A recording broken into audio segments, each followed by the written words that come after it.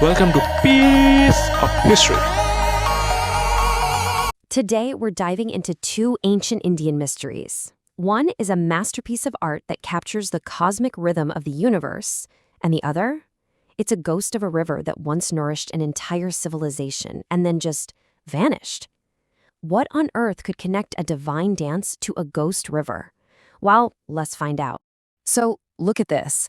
On one side, you've got the Nataraja bronze, Shiva's cosmic dance of creation and destruction, literally frozen in metal. And on the other, the Saraswati, a ghost river that now lives on only in ancient texts and satellite pictures. One is a story of divine art, the other of epic geology. They seem like they're from two totally different worlds, right? So how could they possibly be related? So, here's our central puzzle. How does this timeless piece of art connect all the way back to a river that disappeared thousands of years ago? The answer is this incredible detective story that stretches back over 4 millennia, and it all starts by following the river. Okay, so our investigation begins buried deep under the sands of the Thars Desert. We're on the hunt for the Saraswati, a legendary river that was once the lifeblood of an entire civilization before it vanished. I mean, to really get what we've lost here, you have to picture the sheer scale of this river. The Rig Veda, one of the oldest texts in the world, basically sings its praises. For 2,000 years, this thing was a colossal, glacier-fed river, even bigger than the Indus is today, supporting countless towns and villages. It wasn't just a river, it was pretty much the center of their entire world. So how does a river that massive just vanish? This wasn't some slow, gentle fade-out. Nope, this was a dramatic geological saga. For thousands of years, it was this thriving waterway. But then, around 3000 BC, its lifeline was cut. It dwindled down to a seasonal stream, and then, poof, nothing. It became a ghost, its old path only traceable by satellites and ancient stories. So the prime suspects in our geological whodunit created this perfect storm. First up, tectonic upheaval. The slow, powerful rise of the Himalayas literally moved mountains, cutting the river off from its glacier. Second, something called river piracy. Its main tributaries, the Sutlej and Yamuna, were basically hijacked by other river systems. Their water got diverted elsewhere. And finally, a major climate shift made everything much, much drier. The mighty Saraswati was essentially starved to death. All right, so we've got one half of our mystery, a massive, powerful force of nature that just disappeared. Now let's flip to the other side, an intricate, timeless piece of human creation that somehow managed to survive all this time. Let's talk about the dance. You know, the Nataraja isn't just a statue.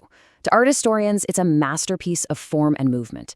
To scientists like Carl Sagan, its symbolism was a hint of modern physics. And for millions of people, it's a profound metaphor for the cycles of the universe. But just as important, maybe even more important for our story, is how it was made, through a sacred and, frankly, an astonishingly sophisticated technology that has survived for thousands of years. So what's the secret sauce here? How do you create these incredible, dynamic metal sculptures that look like they're defying gravity? Well, it all starts with something that you're meant to destroy. The technique is called lost wax casting. The whole idea is just pure genius, right? You create a perfect model out of wax, cover it completely in clay, and then you heat it up and melt the wax out. What's left is this perfect, hollow mold on the inside. You pour molten metal into that space, let it cool, and you get an exact replica of your original wax model. And here's the kicker. Because you have to break the mold to get the statue out, every single one is totally unique, one of a kind. And look, this isn't just some factory process. It's a sacred art. The icon makers, known as spathatis, first sculpt the deity in this special wax mix, following these precise ancient measurements. They cover it in layers of fine river clay. Then comes the big moment.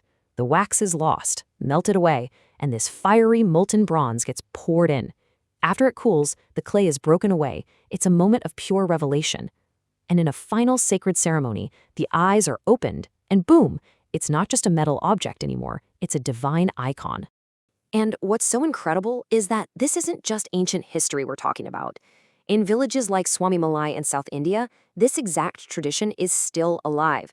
It's kept going by families of sthapathis who have passed down this knowledge for generations. These artisans are a direct, living link to the artists of 1,000 years ago, Just think about that.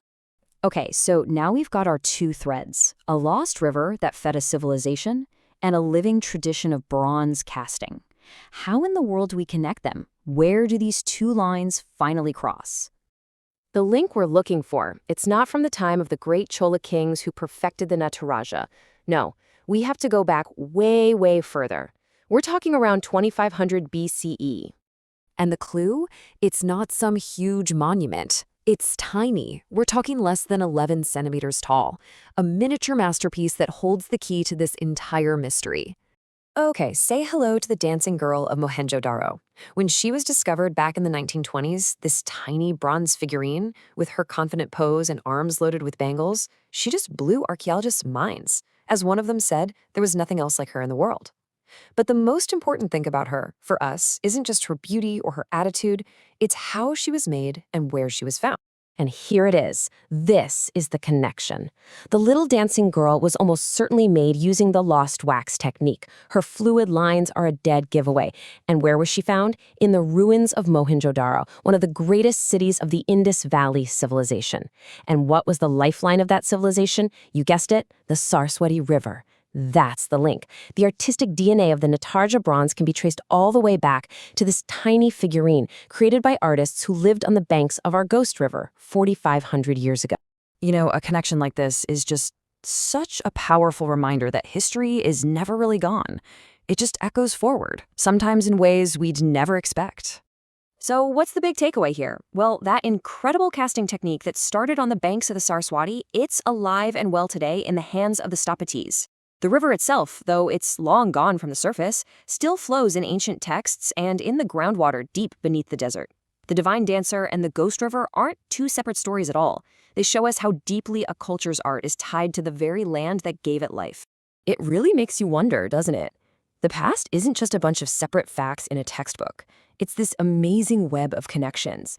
And it leaves you with a question. How many other stories like this are still buried out there, just waiting for us to connect the clues?